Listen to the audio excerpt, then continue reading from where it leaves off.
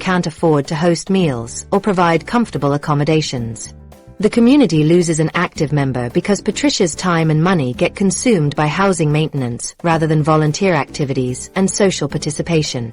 Housing decisions affect every aspect of Patricia's well-being, including her physical safety, financial security, social connections, and mental health. The house that once provided stability now creates stress that impacts her sleep, appetite, and overall health. The maintenance demands reduce her physical activity and social engagement, while the financial pressure creates anxiety about her long-term security.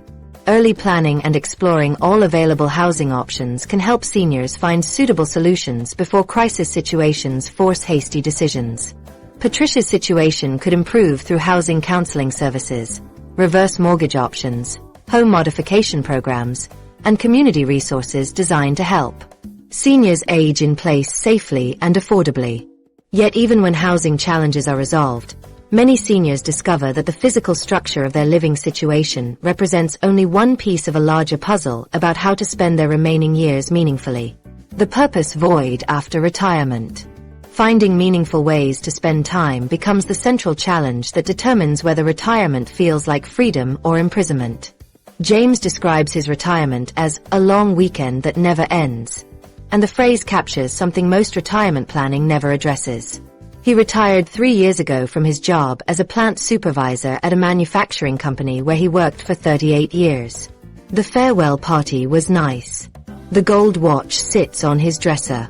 The pension checks arrive monthly.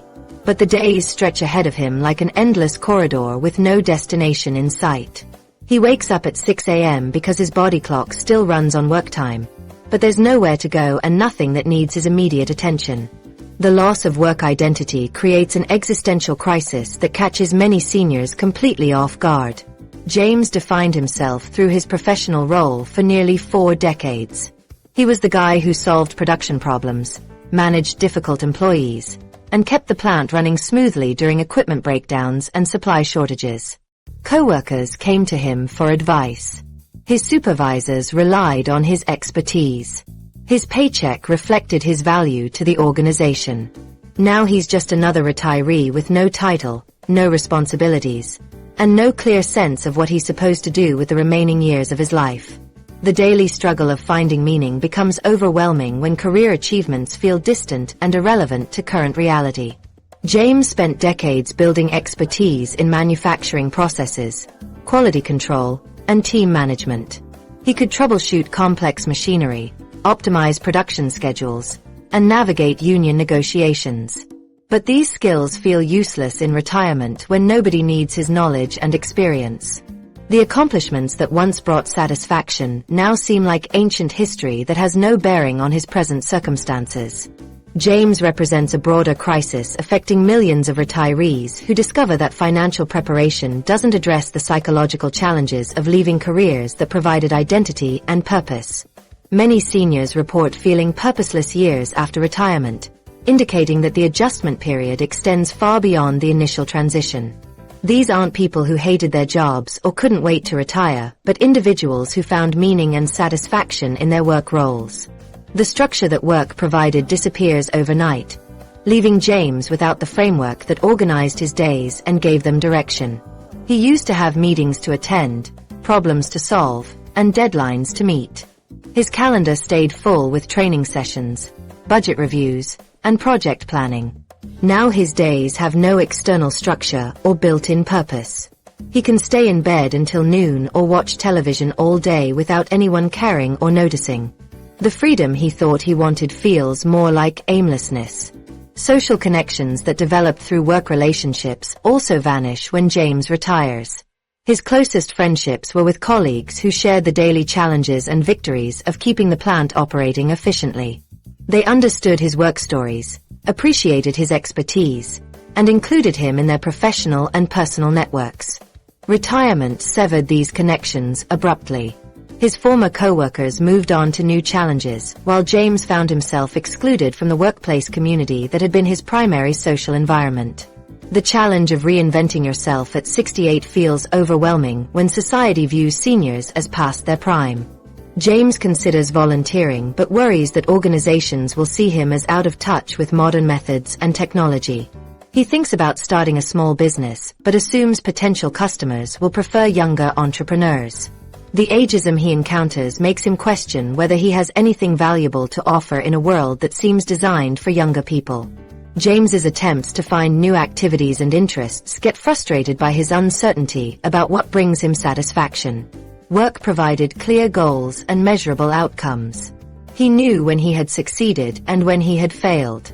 Now he tries different hobbies and activities, but nothing creates the same sense of accomplishment and purpose that his job provided.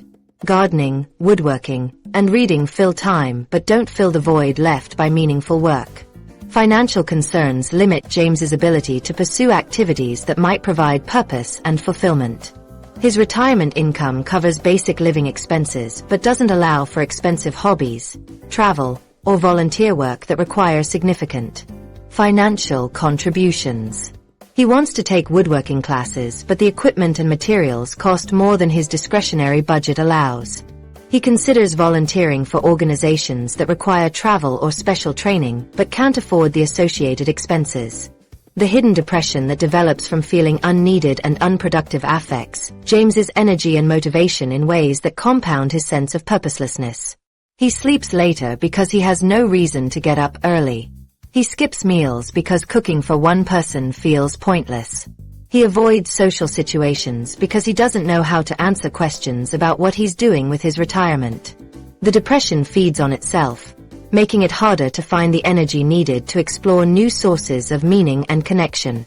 James's experience reflects a fundamental misunderstanding about retirement that treats it as an ending rather than a transition to a new phase of life. The cultural narrative about retirement focuses on relaxation and leisure but ignores the human need for purpose, contribution, and growth.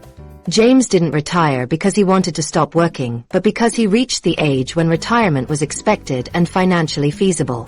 Finding new sources of meaning and contribution can transform the senior years from decline into renaissance. James's manufacturing expertise could benefit non-profit organizations, small businesses, or educational institutions that need his knowledge and experience. His leadership skills could serve community organizations, religious groups, or volunteer programs that require coordination and management. His desire to contribute something valuable to society could be channeled into mentoring, teaching, or consulting roles that honor his expertise while providing new challenges and growth opportunities. The transformation James needs requires recognizing that purpose must be actively cultivated rather than passively discovered. But this realization often comes only after families and seniors themselves acknowledge that these daily struggles represent problems with solutions rather than inevitable consequences of aging. Recognition opens the door to transformation. These 12 struggles aren't written in stone as inevitable parts of getting older. They're challenges that can be tackled head-on when families recognize what's really happening behind closed doors. Julie learned to use her smartphone with patient help from her granddaughter. Robert found peace through budgeting that separated needs from wants. Margaret simplified her medication routine with her doctor's guidance. Every single problem we've explored has solutions that work when people stop suffering in silence. Here's what you can do right now. Choose one senior in your life and help them master one specific technology function this week. Show them how to video call, send a photo, or join a family group chat. Start small and be patient.